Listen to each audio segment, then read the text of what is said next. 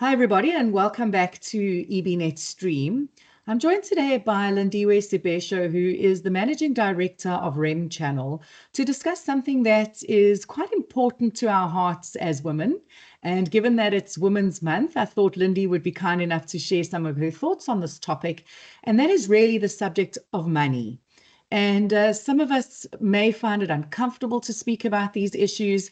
And so Lindy offered kindly to give us a bit of coaching and to give us a bit of insights into some of the conversations that we should and definitely are able to have. So Lindy, welcome to EBnet.Stream today. Thank you very much, Natalie, and I really appreciate being back with you, having this very important conversation. It's such a great conversation, and you're so well placed to be having it by virtue of what Remchannel does, and you yourself being a woman and the experiences that you've had. So let's dive right into Remchannel's findings and experiences when it comes to women and earnings. Thank you so much, Natalie. Yes, we've got quite a lot of insights as Remchannel. Obviously, being Women's Month, we were focusing on just looking at the gender pay gaps and where they are at. But I'm not going to talk just about Remchannel. I think I will make reference to other reports. For instance, the World Economic Forum's Global Gender Gap Report 2025 is also out there. It actually ranks South Africa 18th out of quite a number of economies that are looked at in terms of our gender parity. It gives a score of 78.5%, where obviously 100% would represent full parity, which means there is that gap, meaning that for every dollar that a man or males earn globally, women would have 78.5% of that dollar. It's also interesting, you and I must maybe go and live in Iceland, because Iceland continues to lead the world when it comes to gender parity. They have closed their gender parity gap and they are over 90%. And they are followed by countries like Finland, Norway, and New Zealand.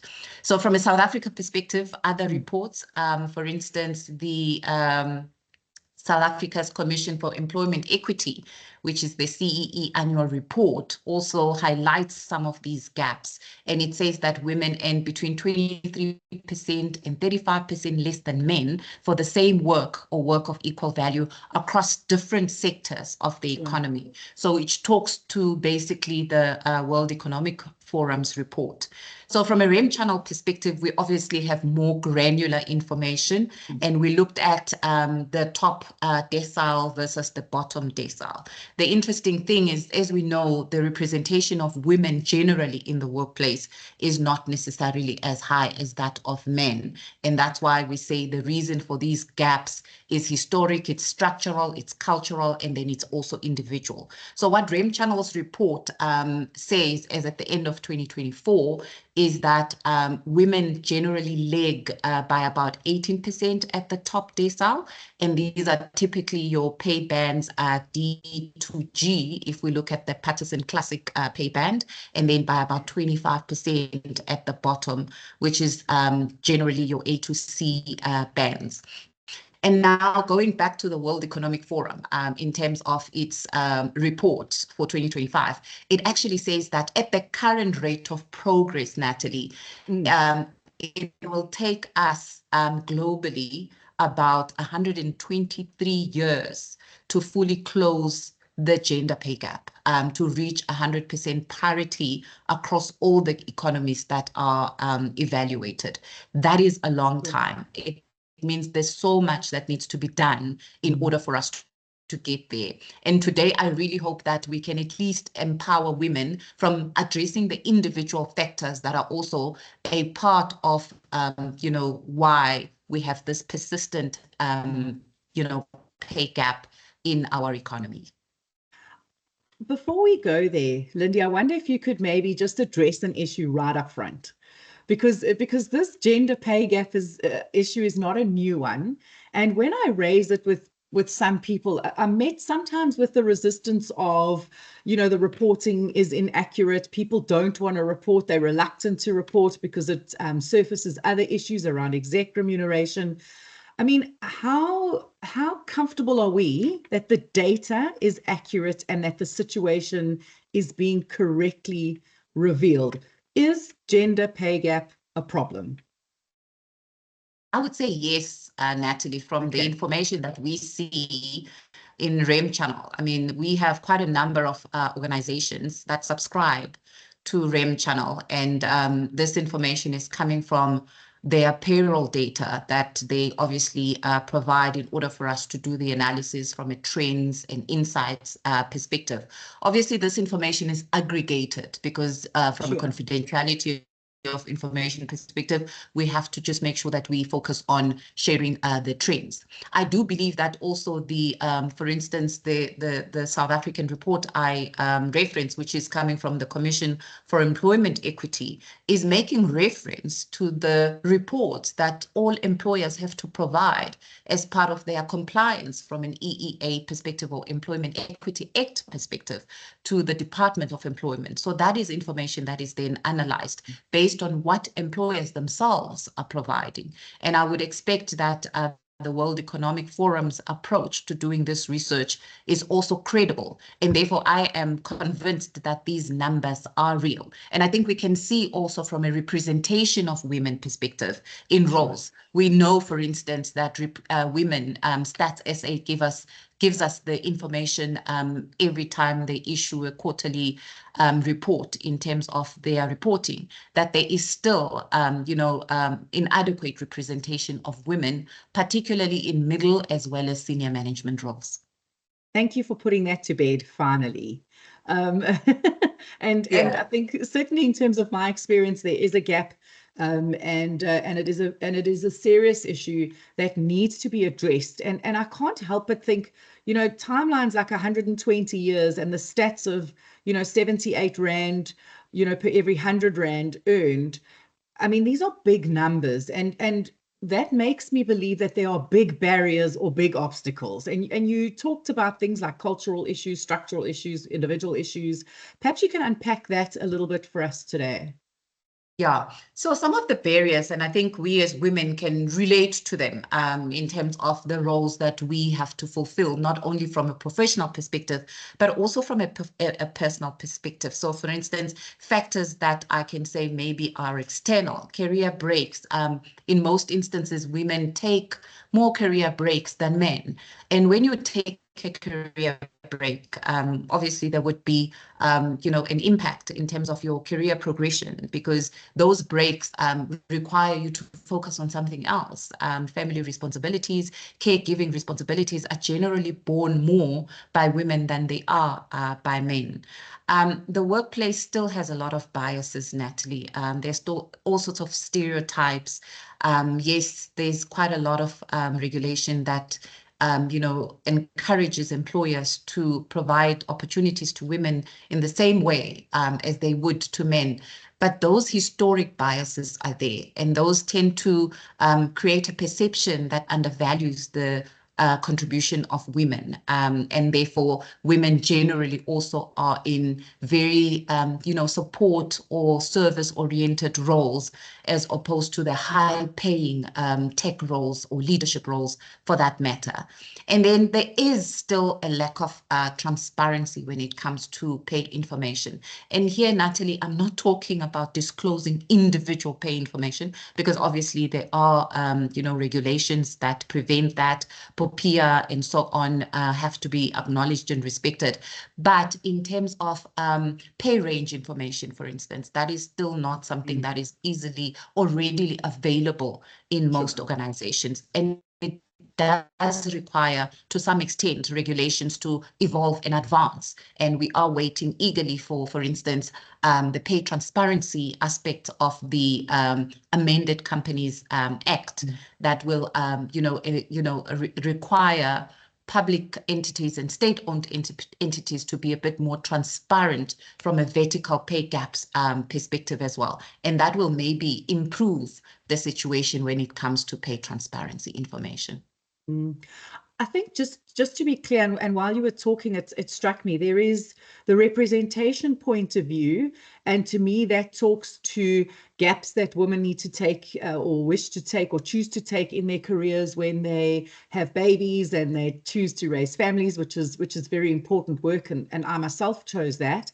So there is this I want to say this pause button that you might hit on your career, but for me, gender pay gap talks to me and a gentleman doing exactly the same work, and he earns more than me. And so for me, there's obviously issues around that. And part of me always worries that I am perhaps complicit in that, because perhaps I'm not brave enough, or I don't have enough courage to kind of walk in and say, chaps, the fact that it takes me 3 hours a day and it takes him 7 hours a day, why should I be performance punished? And is there a level of complicitness that women have in this conversation or in this problem? Yeah, and I mean, I spoke of those factors as external factors. Now let's look at the internal factors, the things that we as women can do better in.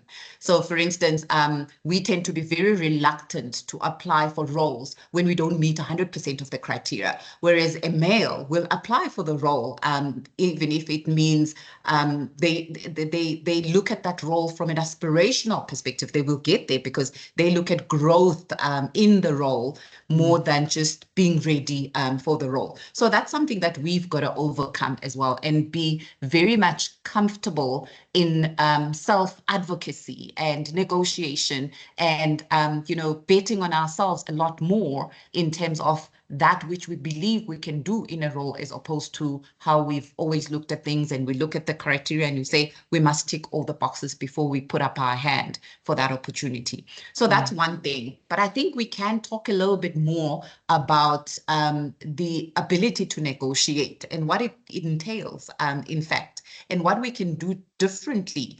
Because yes, there will be opportunities, but in most instances, we go through the process, we do excellently well, and we fit the requirements of the role. And then comes the time when we are offered the opportunity. In most instances, we are just so happy to be offered the opportunity that whatever we are given, we take without question, without negotiation, because for us, the achievement is even being given the opportunity. Whereas a male, would probably say, yes, great, I have made it in as far as meeting the criteria for the opportunity, but over and above that, I have the opportunity to negotiate. The other day, actually, Natalie, it was interesting because I was talking to a male colleague, and we were just going to look for something in a shop. And he highlighted to me that, do you know that even at a shop, every price that you see is actually an invitation for you to negotiate. So nothing is not negotiable. But we go in, especially I think generally as South Africans, and always assume that the price we see is fair value for whatever it is, and really never negotiate. And he said, no, I negotiate for everything, not just for my salary at work, but for everything. And since then, I have actually tried that in a couple of shops. And interestingly, I have managed to get a discount, or I have managed to really get much more value than I would have had I just taken the price that was offered at face value. So coming back to the workspace and how we could negotiate, I really think we need to empower ourselves a lot more. And maybe we can get into some of those ways which we can empower ourselves. Are you good with that?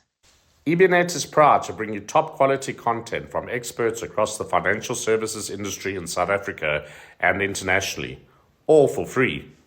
Your support helps us in doing this. All we ask is that you subscribe to our channel by clicking the subscribe button below, share this video with others you think will benefit from it, and give us a thumbs up if you are enjoying the content. That way, you help us help you.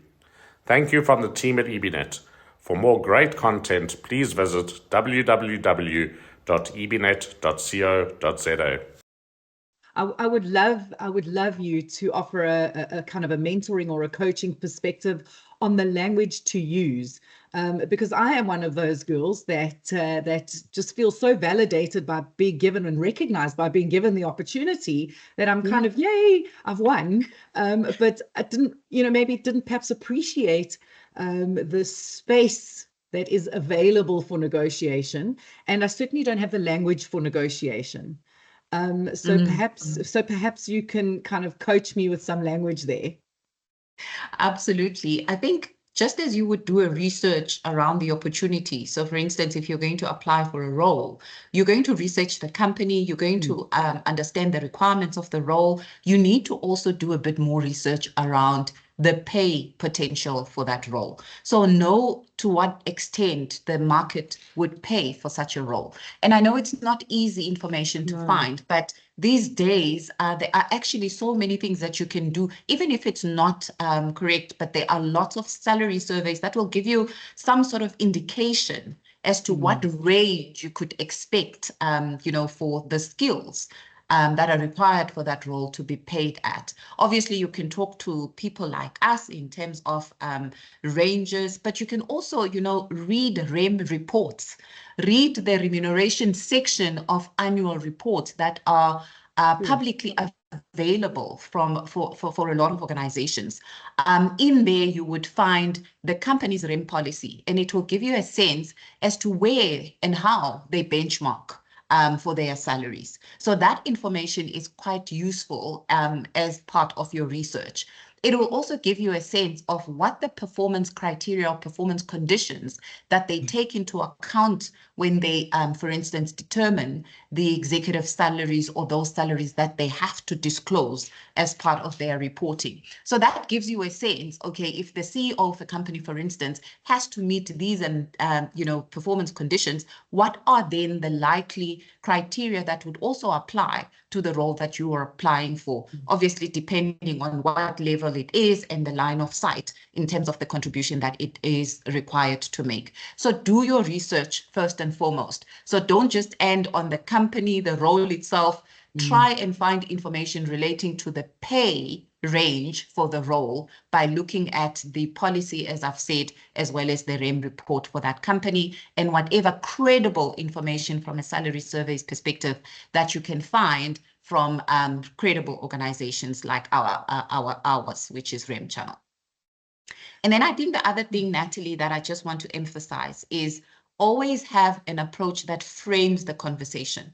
If you've done your research, you know the company, you know what services it provides, how its performance is, and as illustrated in its annual report and all the things I've spoken about, you will then be able to use that to frame the value that you bring into the organization in creating that, which the company wants to achieve. All right. Frame that value in terms of your skills, the performance criteria that you want to achieve in contributing to the success of the organization, your achievements, as well as how you see yourself contributing towards the sustainable success of that organization. So frame the conversation very, very proactively from an organizational success and the contribution that you make. Don't undervalue yourself. Make sure that the roles that you apply for, first and foremost, you do meet the requirements. But as we said earlier, you don't have to meet 100% of the requirements. With that information that you would have gathered from a research perspective, how you frame the conversation, you can at least have a sense of what your value is. Don't use your past pay only as a reference.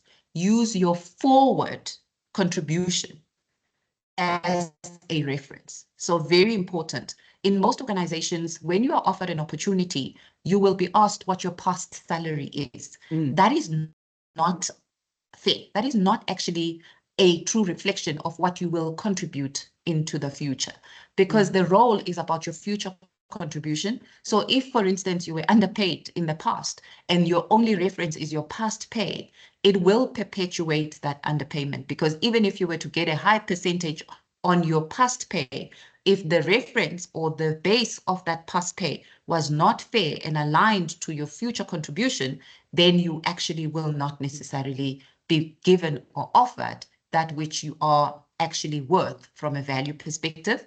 Not only your value, but the value of the opportunity that you are applying for. The other aspect is to really be ready with evidence. And this is actually important when you are now maybe in the role and you are considered for a promotion, or you are considered for an annual salary adjustment. So you need to be ready with the right evidence. Have concrete examples of what your contributions are. And that's why I always say to women, understand the performance management system of the organization that you work for.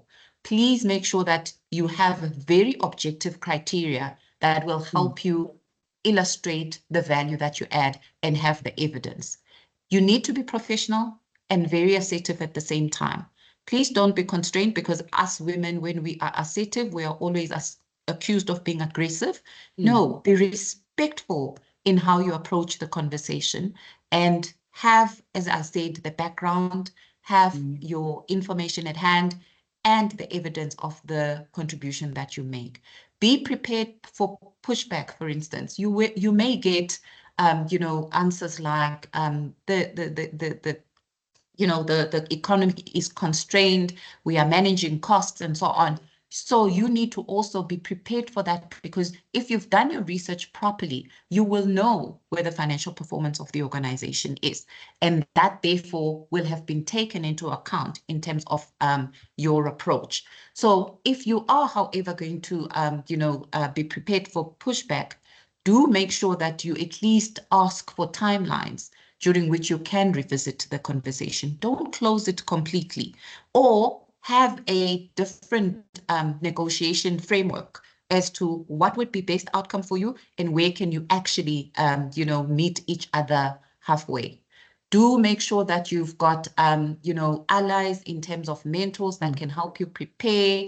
You have to have a sponsor. You have to have networks. You really have to empower yourself with more than just the pay-related information, but people that can help you position yourself appropriately, and know your non-negotiables. Be clear about that. And sometimes fair pay is not just in terms of the financial aspects, it's also in terms of the benefits. What are the things that you are willing to at least have considered in order to look at your benefits and use those as a holistic reference of what your package could potentially entail, and where it could meet your needs better if you at least asked about how they are structured and where they could be flexed to accommodate your needs. It's a lot, and I must say, I am listening to you speak. I can think of instances in my career when I arrived at a performance appraisal, for example. I mean, I think I'm the bee's knees, and I will be honest, I'm very naive. In my world, if you do the right things happen to you. But that's not the way this works. Not that employers are not wanting to pay fairly, but they're certainly not wanting to part with dollars unnecessarily. So there is a transaction or a negotiation, as you rightly said, between this is the value I represent, these are my non-negotiables, I've delivered, and here is my evidence, which is completely dispassionate. We're not getting into an emotional conversation, we're getting into a factual conversation. And I know when I've led people or managed people in the past, those that arrive like that for their performance reviews are highly appreciated, because they actually make the process easier. And so if I could perhaps add a tip, and it's a very naive one, and you can correct me or interrogate me, but make it easy for your boss to motivate your salary increase. Give them the evidence. Yeah, give them the evidence, give them the language. And look, it's far easier said than done. To have the courage to have that conversation. As you were talking, I thought there's the conversation in the corporate world around money, and then there's the conversation in the home about money. And I mean, I know it's not something that that people like to talk about, but in my experience, women are very, I'm going to say, reluctant to speak to their husbands about family finances. So there's that kind of group or camp of women. And then there are women who kind of just shirk it off and go, oh, my husband looks after the money. And I mean, I say that very generally. But kind of those are the things I've experienced from my friends and from people around me. What would you say to those women? Yeah, that's very important, Natalie. I think the money conversation is not just a workplace conversation. It's also beyond the workplace. Conversations about money should be a norm. in the home environment as well, not just with family and husbands, but with children as well.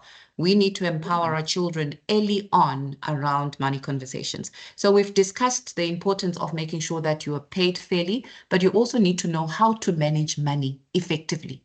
You need to have those conversations. So don't budget on your own, for instance. Budget collectively as a family. Your children must know where most of the money is going to. It's very important to have that monthly review on where your finances are, so that everybody can contribute and, not just make it your responsibility as the parent, whether the father in the home or the mother. And now, right now, we've got a lot of, single family or women or female-headed family structures, where you do need to be open and transparent as far as possible about money, so that people don't see you angry, but also really can contribute towards ensuring that the family finances are a normal conversation, even if it's structured monthly and so on. I always say the performance discussion is also a family discussion. I have performance discussions with my kids so that everybody contributes to the family. And if you then reward that, you can all bring in the same structured way as you would in the work environment, that conversation, so that everybody also understands what it is that have to do in supporting the family structure, in order for them to also earn what it is that as a parent you provide and enable them with as part of their journey. That makes them responsible. I also always say that, as parents, we want to buy things for our kids.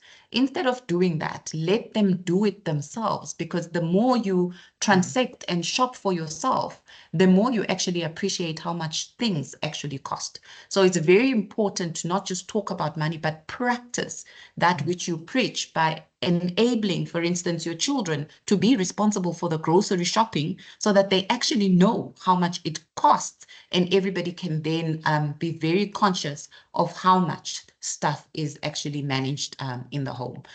Share with them the bills that you have to pay on a monthly basis, your levies, your water and lights, everything that has to be paid for. Be transparent around those bills, because then people will contribute towards making sure that there's efficiency in as far as that's concerned.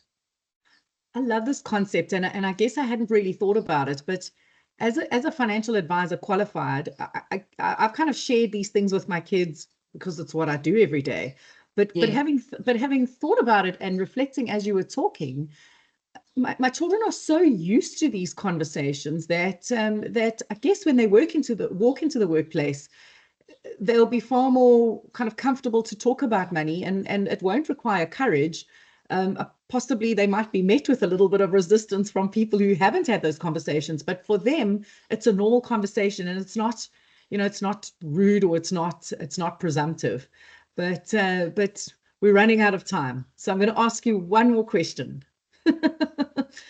Money advice for my 19-year-old daughter as she's at university and will graduate at some point, please, in the near future. What would be the money advice you would give to young women joining the workplace right now? Just be comfortable talking about money. I think the younger people are actually much better, because they have got AI and all sorts of other tools, obviously credible tools, I always say, that can provide them with all the information that we've spoken about. They must seek financial literacy. They must actually partner with a financial advisor early, and not only do that because they're close to retirement like we tend to do.